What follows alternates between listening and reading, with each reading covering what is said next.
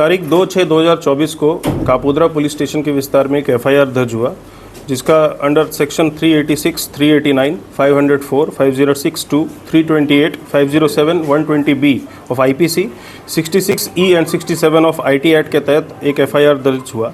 इसमें टोटल 5 से ज़्यादा आरोपी थे। इसमें एक आरोपी कीर्तिबेन डॉटर ऑफ रणछोड़ भाई अडालजा, रेजिडेंट इनका पर्वत पाटिया सूरत है। ये एब्सकॉन्डर थी पिछले 10 महीने से और सेक्शन 70 ऑफ सीआरपीसी के तहत एक वारंट ऑफ अरेस्ट इशू किया गया था ऑनरेबल कोर्ट के द्वारा।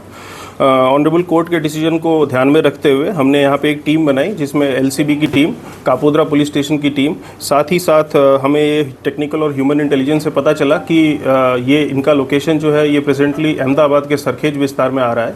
तो सरखेज पुलिस स्टेशन के जो लोकल स्टाफ हैं और जोन 7 अहमदाबाद शिवम वर्मा, उनका सपोर्ट लेके हमने काफ़ी वर्कआउट करने के बाद इनको सरखेज पुलिस स्टेशन के विस्तार से अहमदाबाद से इनको पकड़ा है और अभी हम इनको ऑनरेबल कोर्ट के पास लेके जाएंगे और अपने जो हमारे जो पुरावा है वो सारे रजू करेंगे और फिर ऑनरेबल कोर्ट डिसाइड करेगी कि आगे की कार्रवाई क्या होगी।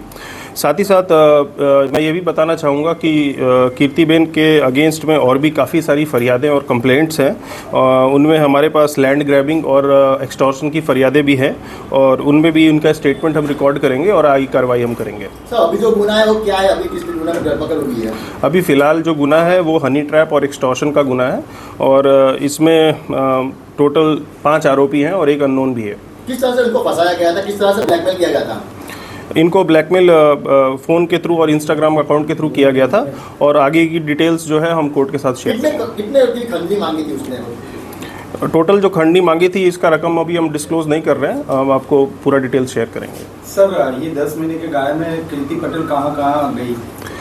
10 महीने के दौरान में इनका मोबाइल जो है वो कॉन्स्टेंटली अलग अलग लोकेशन पे आ रहा था, गुजरात के अलग अलग लोकेशंस पे, लेकिन कोई भी परफेक्ट लोकेशन नहीं आने की वजह से इनको हम अरेस्ट नहीं कर पा रहे थे। साथ ही साथ जो आईपी एड्रेस है ये बार बार चेंज हो रहा था और इनका जो फ़ोन है वो भी बार बार स्विच ऑफ होकर अलग अलग मोबाइल नंबर और अलग अलग सिम कार्ड से यूज़ हो रहा था। हमने आईपी एड्रेस ट्रैक करके और जो इंस्टाग्राम और बाकी लोगों से कोऑर्डिनेट करके, उनके नोडल ऑफिसर से कोऑर्डिनेट करके हमने ये लोकेशन निकलवाया और इसमें हमने साइबर एक्सपर्ट्स का भी इस्तेमाल किया और उसके साथ ही हमने इनको पकड़ा है। इनके मोर देन 1 बिलियन फॉलोअर्स हैं इंस्टाग्राम पे और ये सोशल मीडिया इन्फ्लुएंसर हैं। सर, ऐसा बोल सकते हैं कि एक के बाद एक फरियाद दर्ज हुई है तो पासा भी हो सकता है कीर्ति पटेल के विरुद्ध? ये हमें इन डेप्थ स्टडी करना पड़ेगा कि पासा प्रपोजल के लिए इनके अगेंस्ट में जो जरूरी पुरावा है वो है कि नहीं। अगर इनके अगेंस्ट में ज़रूरी पुरावा हमें मिलते हैं तो ज़रूर हम किसी को हम स्पेशल ट्रीटमेंट हम देने के मूड में नहीं हैं। सर, कई लोगों को ब्लैकमेल किया है तो क्या अपील रहेगी आपकी उन फरियादियों को पुलिस के पास आने की? कोई भी फरियादी, आपको अगर ऐसा लगता है कि आपको किसी ने एक्सटॉर्शन किया है, किसी ने हनी ट्रैप किया है, अगर आप कोई भी आपको सोशल मीडिया के दबाव में डाल के आपको ये सोच रहा है कि वो कहीं पे भी आपको ब्लैकमेल करेगा, तो आप ये गलत बात है और आईपीसी और बीएनएस की धाराओं के तहत आप पे जो आरोपी है उस पर कड़क कार्रवाई होगी और पुलिस आपको अपील करती है कि आप पुलिस स्टेशन में आएँ, फरियाद दें और आप डीसीपी ऑफिस भी आ सकते हैं, एसीपी ऑफिस भी आ सकते हैं और फरियाद दे सकते हैं और साथ में पुलिस पे कड़क से कड़क कार्रवाई करेगी। अर्जी है कापोद्रा पुलिस मथक में कीर्ति के विरुद्ध?